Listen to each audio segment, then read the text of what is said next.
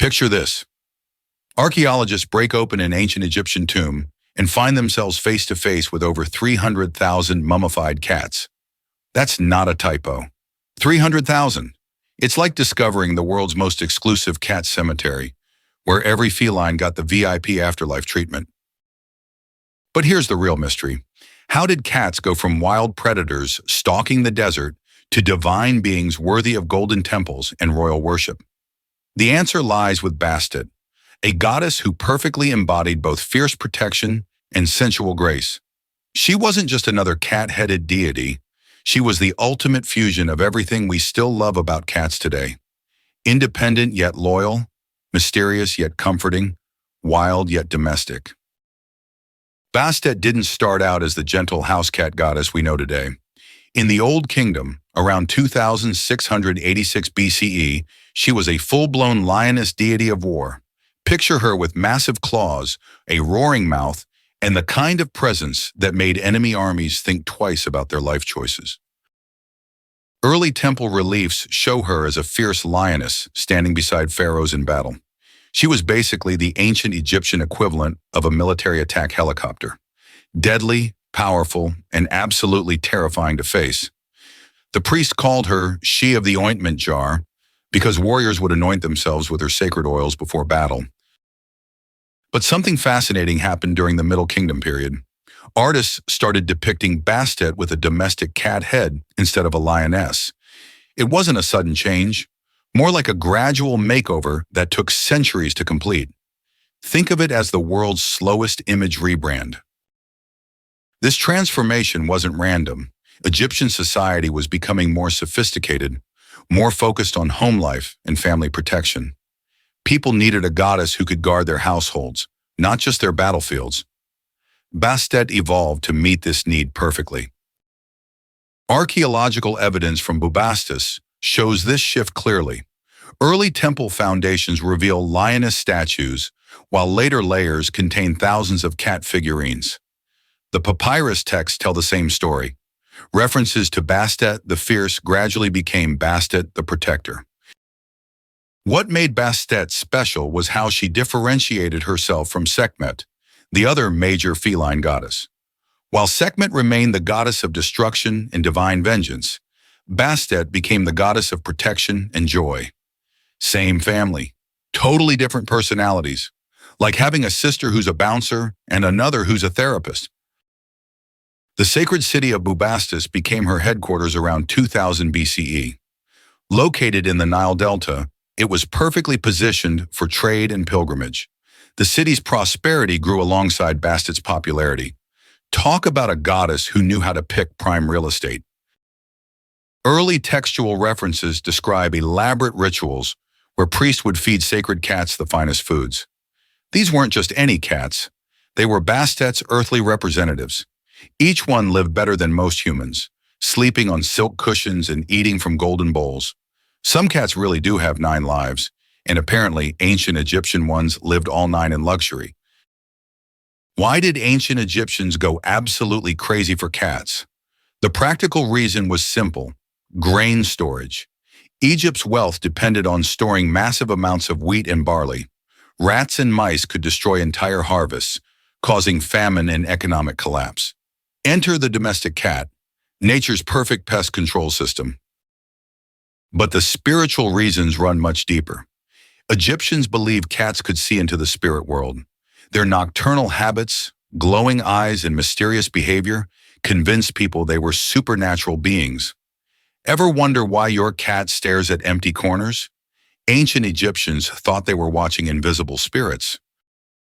Cats also became connected to Ra's daily journey across the sky. Each dawn, Ra would battle the chaos serpent Apep in the underworld. Guess who helped him win?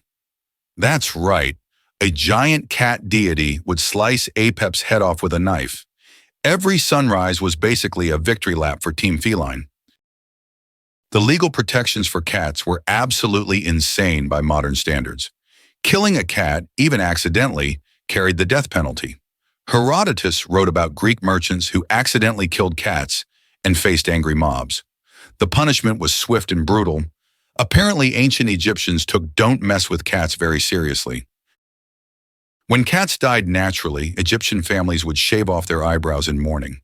They'd mummify their beloved pets with the same care given to human family members. The process involved removing organs, treating the body with natron salt, and wrapping it in fine linen. Some cat mummies even got their own tiny sarcophagi decorated with gold and precious stones. The mummification industry became huge business. Entire workshops specialized in preparing cats for the afterlife. Archaeological sites have revealed over 2 million cat mummies. That's more preserved cats than some countries have living ones today. The economic impact was enormous, employing thousands of embalmers, linen workers, and craftsmen. Modern psychology helps explain this ancient obsession. Cats trigger our nurturing instincts with their big eyes and soft features, while their independence appeals to our respect for autonomy. They provide companionship without being needy, the perfect balance for busy ancient Egyptians managing complex agricultural societies. The mystery factor remains crucial. Cats are predictable enough to be trustworthy, yet unpredictable enough to stay fascinating. They'll cuddle with you one moment and ignore you the next. This behavioral complexity made them perfect representatives of divine mystery, approachable gods who still maintain their otherworldly nature. Even today, we can't fully explain the human-cat bond.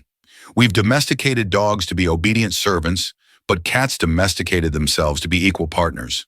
That's exactly the kind of relationship ancient Egyptians had with their deities, respectful cooperation rather than fearful submission. Imagine Burning Man, Coachella, and Mardi Gras rolled into one massive celebration, then multiply the party atmosphere by 10. That was the annual festival of Bastet in Bubastis, and it was absolutely legendary.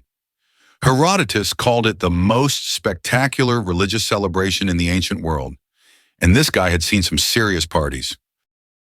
Every year, around 700,000 pilgrims would descend on Bubastis. That's more people than live in most modern cities, all showing up for one epic goddess festival. The logistics alone were mind-blowing. Imagine organizing food, lodging, and entertainment for 750,000 partygoers without modern technology. The festival kicked off with massive river processions down the Nile. Hundreds of boats packed with celebrants would sail toward Bubastis, with music, dancing, and wine flowing freely on every vessel. Herodotus wrote that people consumed more wine during this single festival than during the entire rest of the year combined. Talk about knowing how to celebrate. Women played special roles during the festivities, performing ritual dances and music that honored Bastet's feminine aspects.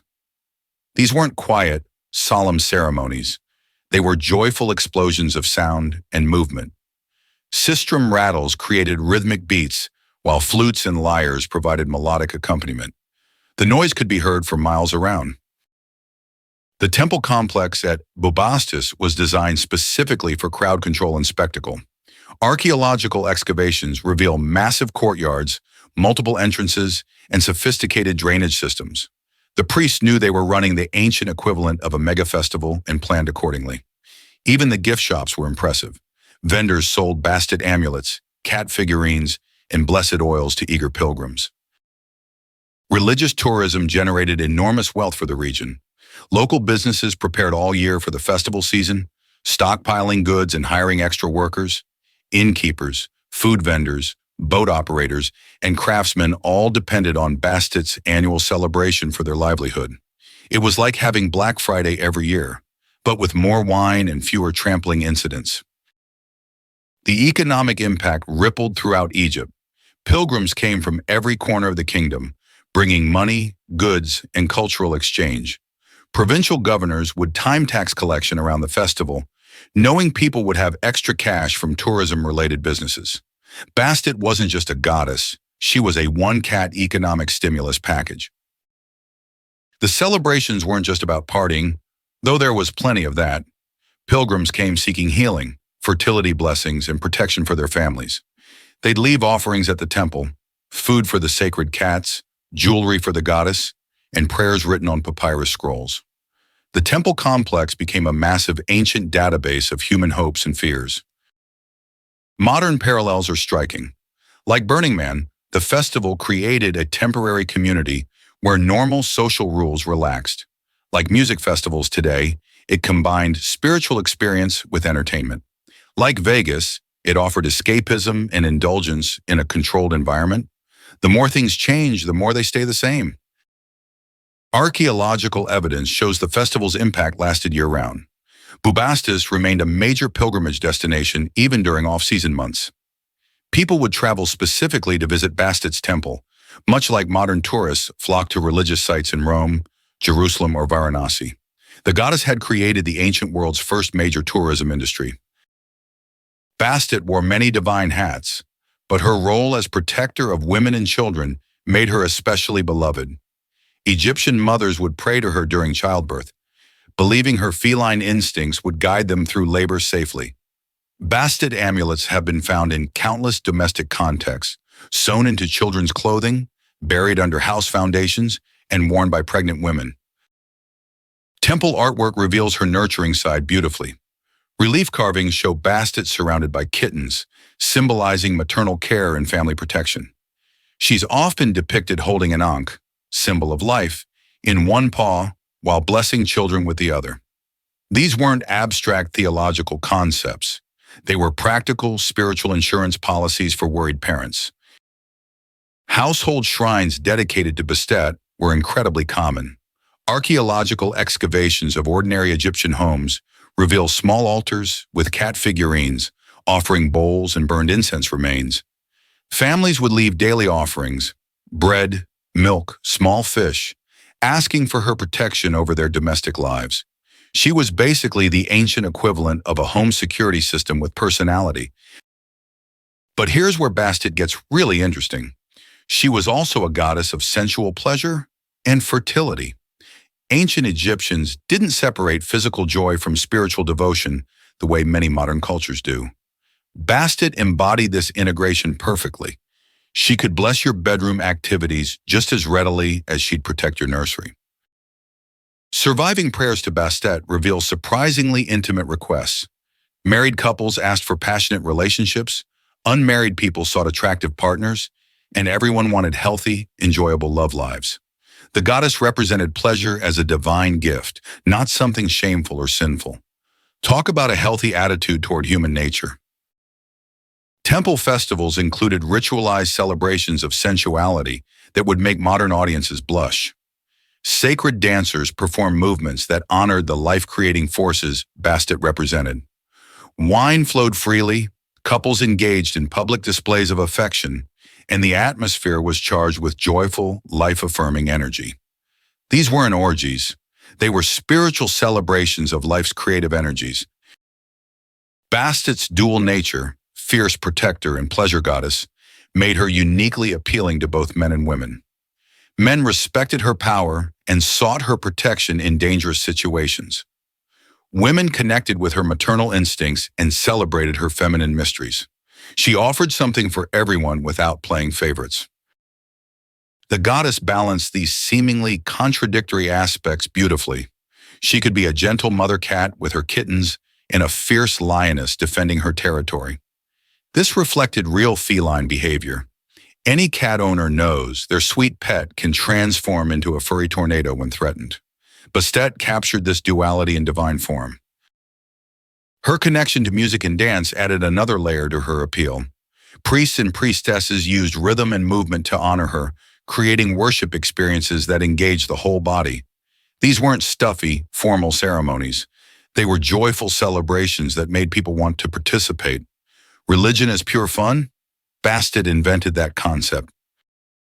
Archaeological evidence shows her worship transcended social classes.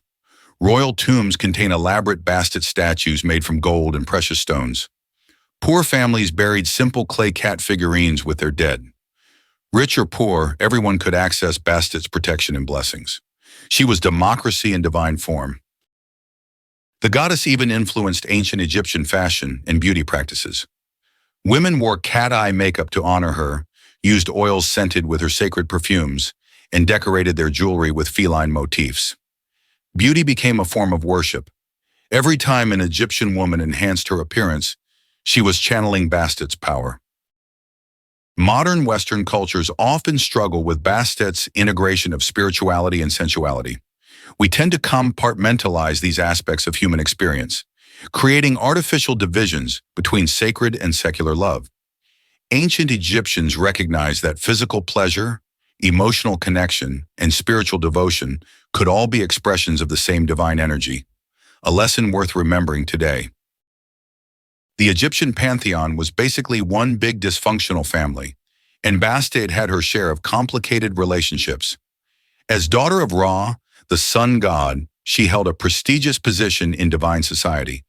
But being the child of the most powerful deity came with serious responsibilities and family drama that would make any soap opera jealous.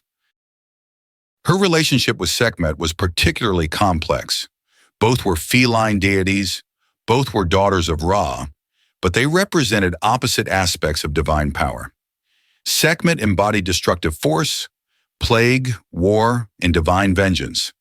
Bastet represented protective energy, healing, joy, and nurturing care. Think of them as divine twins with completely different personalities. Some myths suggest they were actually the same goddess in different moods. When Ra needed someone destroyed, he'd call on Sekhmet the Destroyer. When he wanted someone protected, he'd summon Bastet the Guardian. It was like having a divine Jekyll and Hyde situation, but with more fur and better fashion sense. The famous destruction of mankind myth shows this duality perfectly. Ra sent Sekhmet to punish rebellious humans, but she got carried away with the slaughter.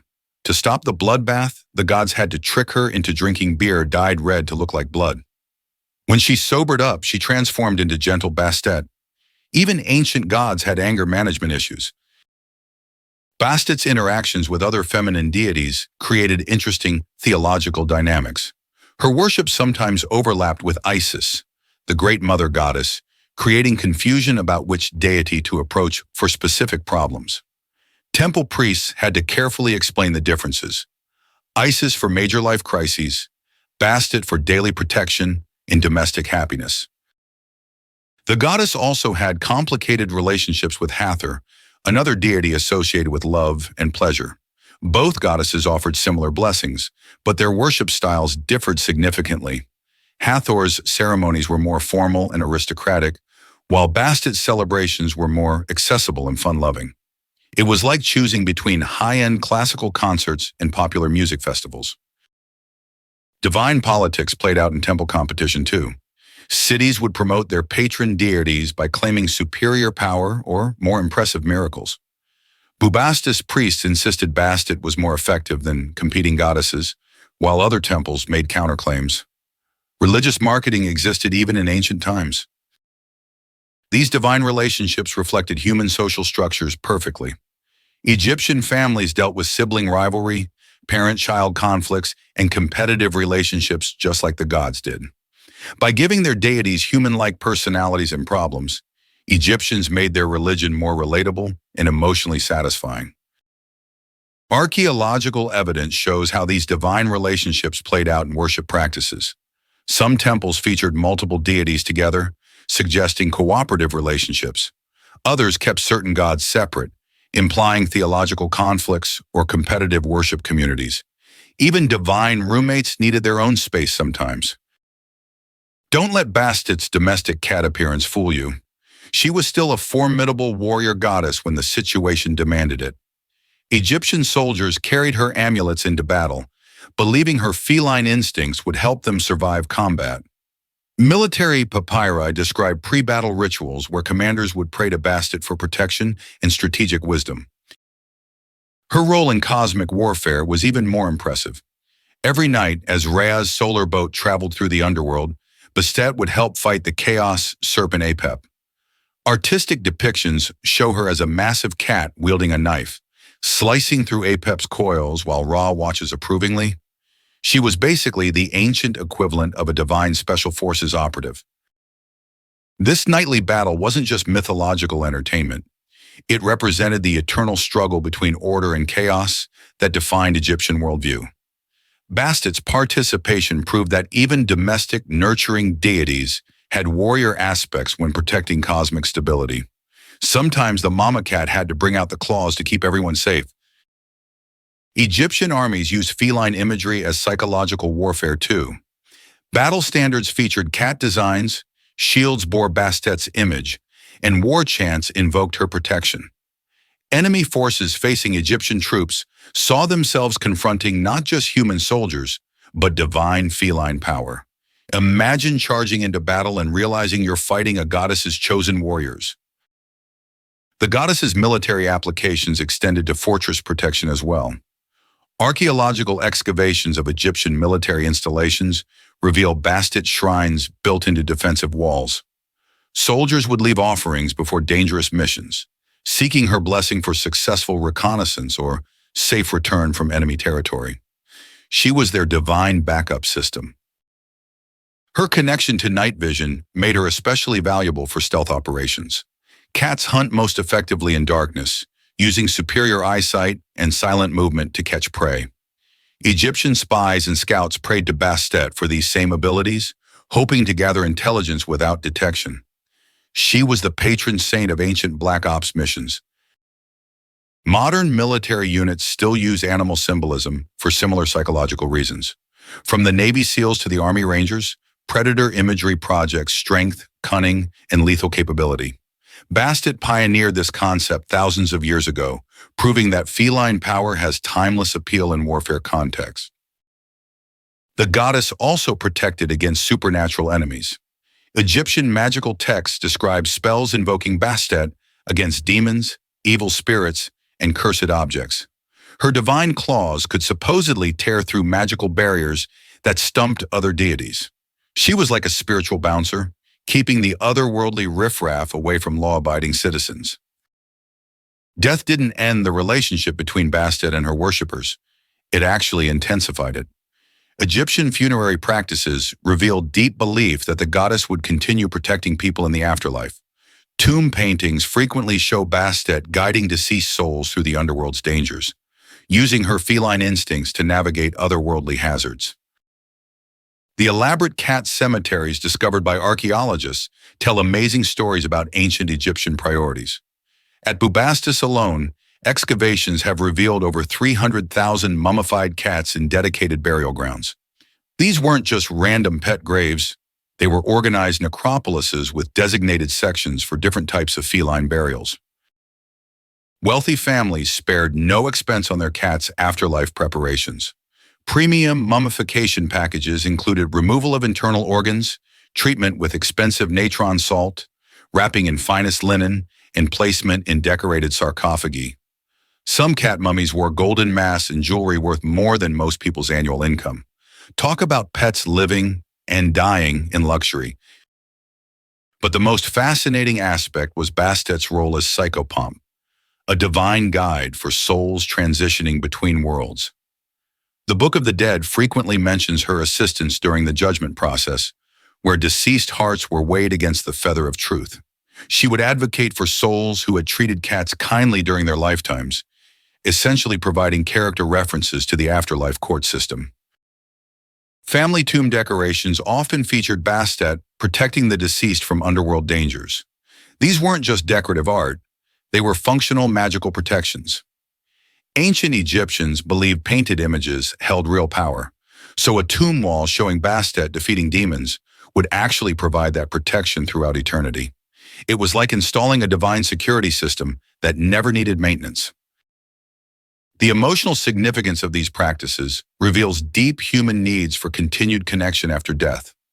Families found comfort knowing their loved ones had Bastet's protection in the scary unknown of the afterlife.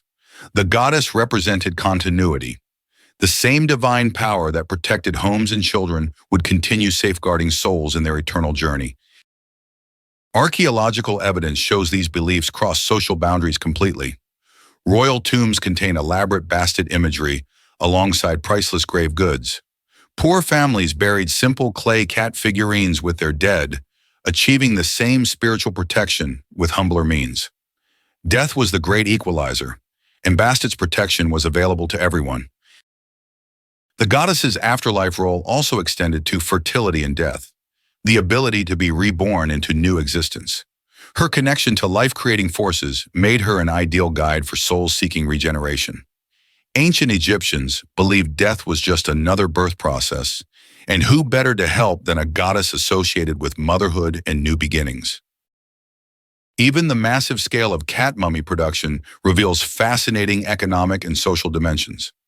Entire industries developed around preparing cats for the afterlife, from specialized embalmers to linen producers to sarcophagus crafters. Bastet's death cult employed thousands of people and generated enormous wealth for temple communities. So what made Bastet so special that her influence echoes through millennia? She perfectly embodied the contradictions that make cats, and life itself, endlessly fascinating. Independent yet loyal, protective yet playful, mysterious yet comforting. She represented the ideal balance between wildness and domesticity that we still seek in our relationships with both cats and the divine. But Bastet's enduring appeal goes deeper than just feline appreciation. She represented timeless human needs that transcend cultural boundaries, the desire for protection without oppression, pleasure without shame, and spiritual connection without fear. In a world where gods often demanded terror and submission, she offered joy and partnership. That's a divine relationship model worth remembering, whether you worship ancient Egyptian deities or just love your house cat. What do you think your cat would be the goddess of? Share your thoughts below, and maybe leave an extra treat in their bowl tonight, just in case they're more divine than you realize.